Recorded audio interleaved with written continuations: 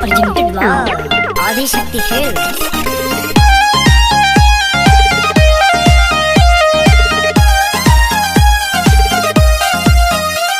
तार best figure छेदता जिगर कोना माटी से गढ़ल तहार दहिया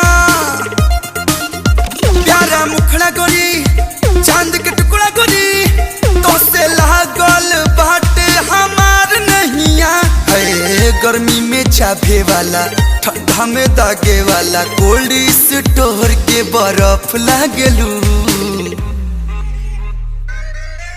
कि आलू चॉप लागलू हो बड़ा टॉप लागलू आलू चॉप लागलू हो बड़ा टॉप लागलू ए बेटी निर्मलिया नु जर सरफ लागलू बड़ा टॉप लागलू हो आलू चॉप लागलू। ओ सच्ची मेला बाबू मेला जान हम किरनी हमर परान मेला बच्चा कितना करोगे गुणगान। Thank you so much. क्या मैं सच में लगती हूँ तुम्हें आलू चॉप? मैं झूठ नहीं बोलता।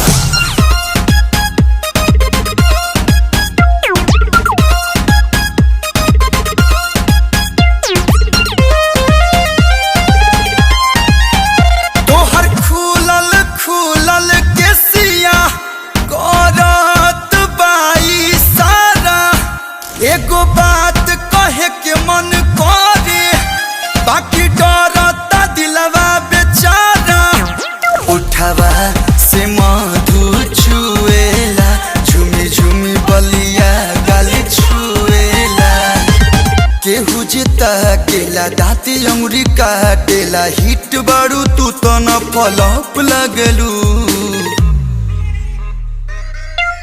कि आलू चॉप लागलू हो बड़ा टॉप लागलू आलू चॉप लागलू हो बड़ा टॉप लागलू ए बेटी निर्मलिया नु जर सरफ लागलू बड़ा टॉप लागलू हो आलू चॉप लागलू। वॉशिंग पाउडर निर्मा दूध सी सफेदी बेबी तू कितना स्वीट है मौसम भी कर रहा ट्वीट है आलू चॉप वाले गाने में करना हमको डुएट है। Thank you. जान बड़ी अच्छे हो तुम दिल के बड़ी सच्चे हो तुम एक बात तुम्हें बता दूं दिमाग से अभी कच्चे हो तुम। सच्ची का बुझला सब बुझाता।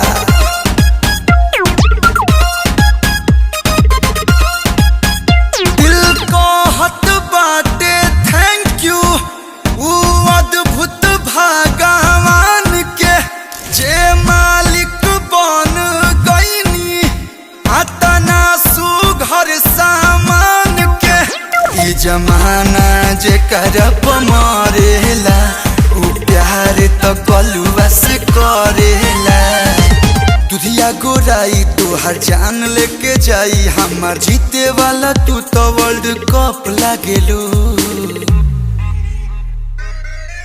कि आलू चॉप लागलू हो बड़ा टॉप लागलू आलू चॉप लागलू हो बड़ा टॉप लागलू ए बेटी निर्मलिया नु जर सरफ लागलू बड़ा टॉप लागलू हो आलू चॉप लागलू। लॉलीपॉप के बहिन है इसका रे।